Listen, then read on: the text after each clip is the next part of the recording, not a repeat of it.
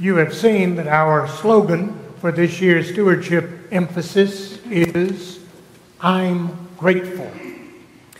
And that's because we found that gratitude is a major reason why you give to the church and to other worthy causes. You're grateful. And gratitude is quite an achievement in our society of allegedly self-made men and women. In our society, ruled over by the Constitution, we are given something called rights. And the purpose of government is to help us get our rights. And have you noticed in a society of rights, there's not much gratitude. I mean, why thank someone for giving you what is your right, your just deserts? But as good as gratitude is as a motivation for generosity, Jesus hurls this little parable that David has read so well. This parable, which begins with the disciples asking Jesus, Lord, give us more faith. Increase our faith. And somewhat surprisingly, Jesus responds with a parable in which he says, now, say you're a master and you've got these slaves out working in the field and they come in sweaty all day after working, and do you say to them, hey, sit down, come on, join me in dinner? No, you say to them, get in the kitchen, prepare me a meal. And then after they have prepared you the meal and you've eaten and drunk, you can say to them, now you eat and drink. So you also, Jesus says, when you have done everything that God commands of you, you also say, we are worthless servants. We are worthless slaves. We've only done what was our duty.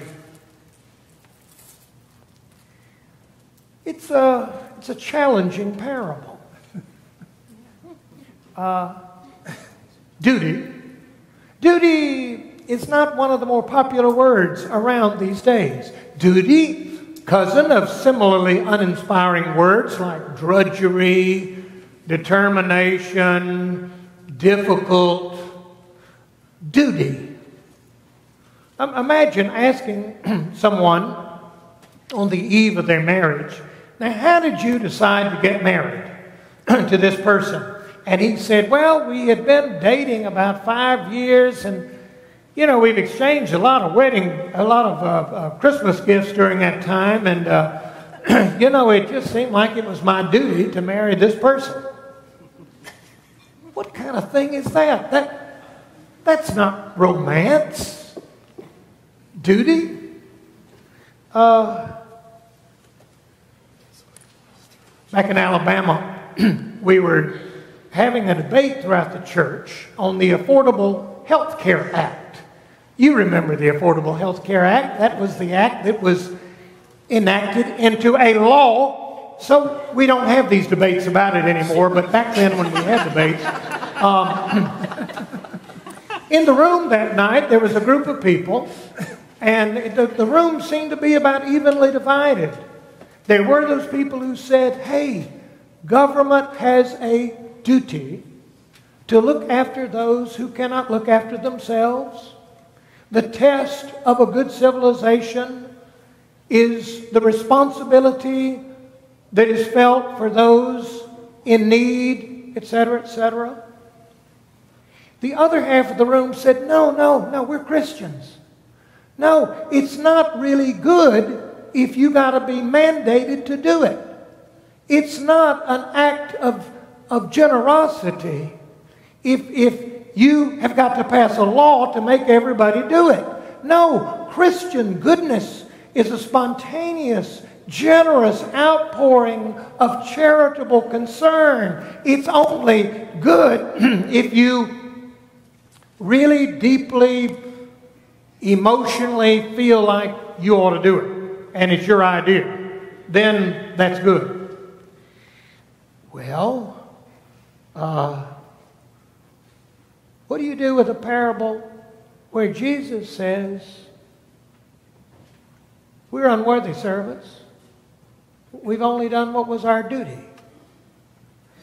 Isn't it interesting how the dutiful, obedient thing in our imagination is considered to be a lesser moral motivation?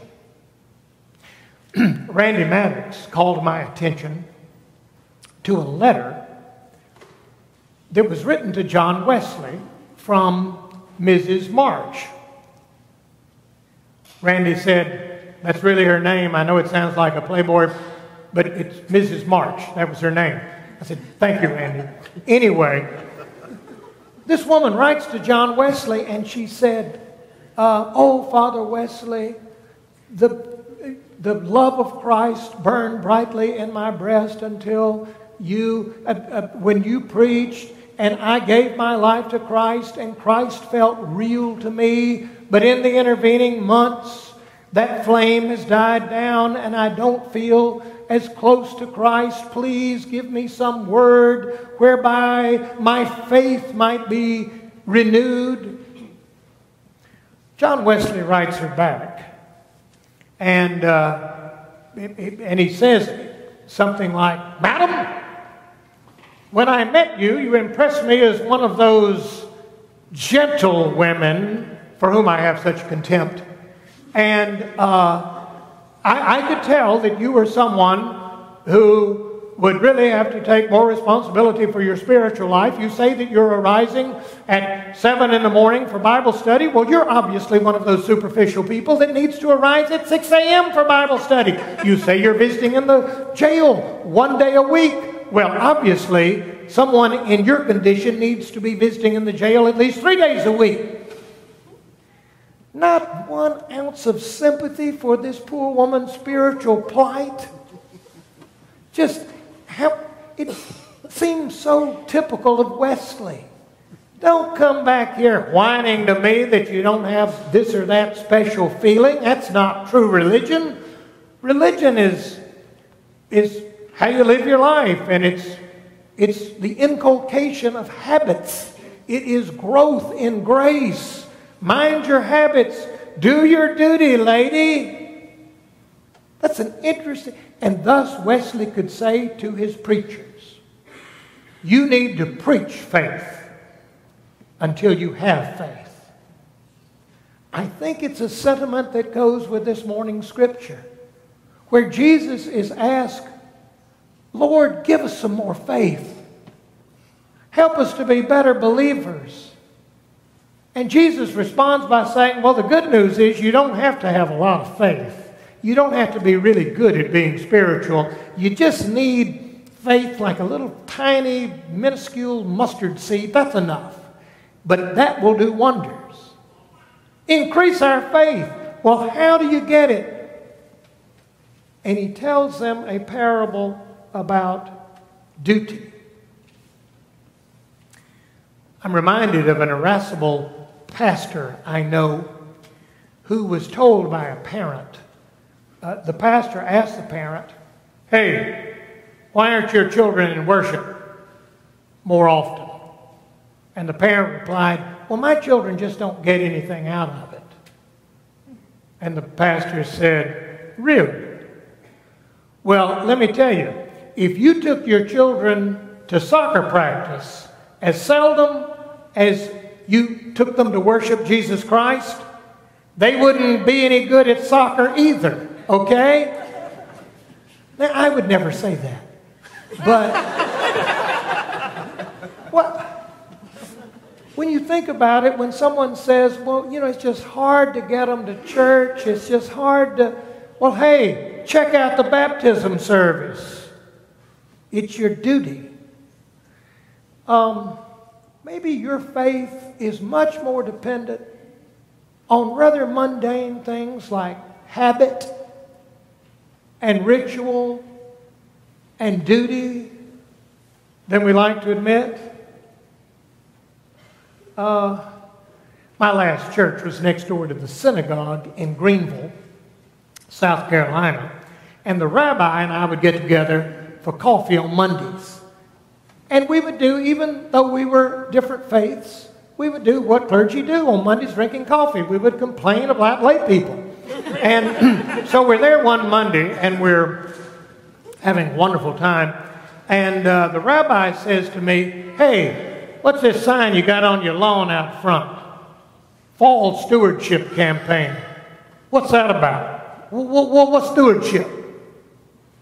And I said, "Well, it's when we ask people to consider their support for the church and to pray about their financial support of the church and its ministries." And the rabbi said, "Hey, are you talking about money?" And I said, "Yeah." He said, "Well, then how come you don't just say money?" And I said, "You don't do stewardship?" And he said, No, I tell you what, we don't have a fall stewardship campaign. We have a committee.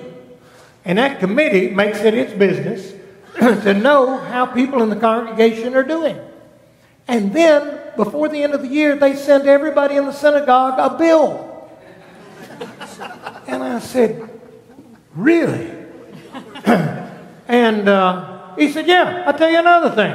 Somebody's driving a Buick, they show up some Sabbath in a Mercedes, they get another bill." And I said, "What's your justification for that?" And the rabbi looked at me like I was stupid, and he said, "We're Jews, okay? That's the way we do it. It's non-negotiable. You want to be a Jew? You act like a Jew. That's the way we do it." Maybe rather than like, "I'm grateful," we ought to be more direct and say, "Hey, do your duty." In fact, I think I could argue that some of the best parts of you, some of the times when you are being your most spiritual, are when you're simply doing it out of habit, when it's simply your duty, when you're not even thinking about being Christian. In fact, that may be one of the great tests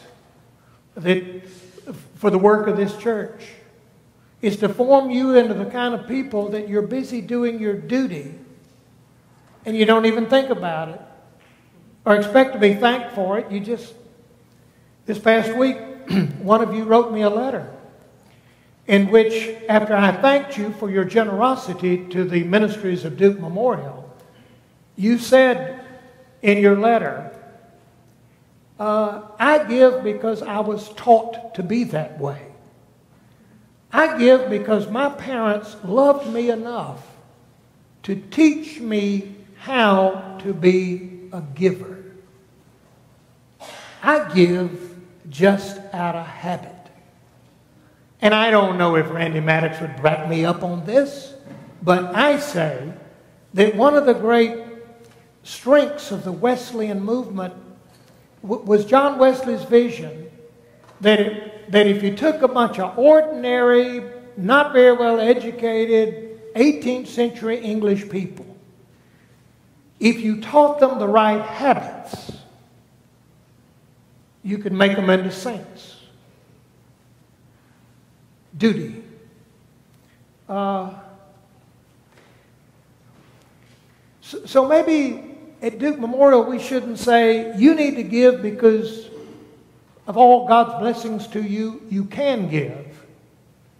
But maybe we ought to say, because of your relationship to Jesus Christ, you must give.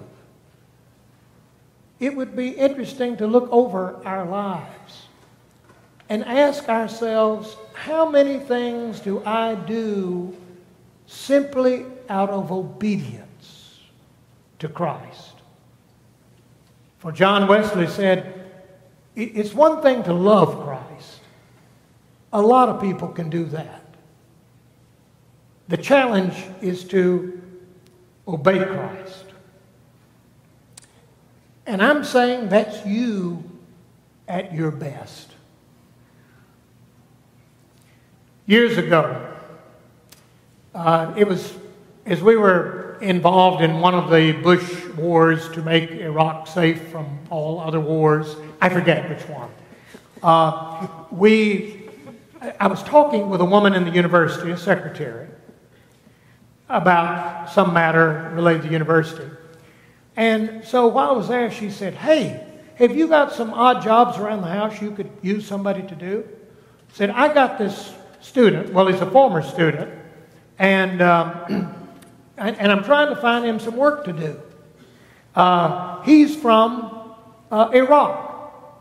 And when the war started, all of his funds were cut off from Iraq.